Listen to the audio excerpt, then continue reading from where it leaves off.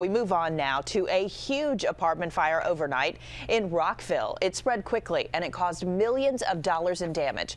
It happened in a building that was under construction near Shady Grove Road and Gaither Road in Rockville. Firefighters spent hours getting that fire completely under control. Maryland Bureau Chief Brad Bell is live in Rockville with what happened here. Brad?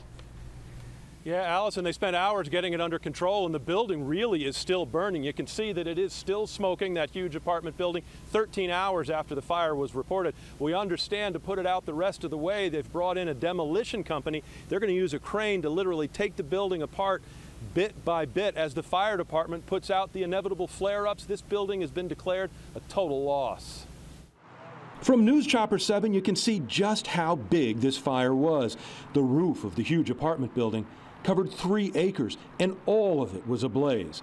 The good news is that the building was not yet occupied, still a few weeks from completion, but the fire raged just a stone's throw from buildings where hundreds do live. When I saw it, I couldn't believe how it's pretty bad. Like many in this community, Susan Henry was awakened by the noise of helicopters and sirens. It's really scary, actually. I'm a new resident. I just moved in. I'm just glad no one was in that building because people would have probably gotten hurt. So, yeah, it's a little nerve-wracking. It was nerve-wracking for firefighters, too, because by the time a passing motorist noticed the fire and called it in, the flames had spread across most of the building and were working their way down. Since there is no rear access big enough for a fire truck, first responders had to set up on an I-270 exit ramp to reach the worst of the blaze.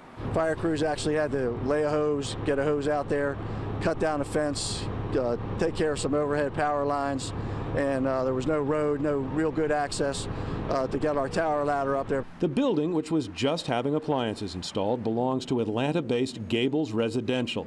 It may be a total loss, reaching $20 million. But as we heard many times today, people here consider themselves lucky. The fire didn't spread to occupied buildings, and the biggest inconvenience was all those fire hoses blocking roadways. Can't get out. I'm still waiting to get out. I need to go to work.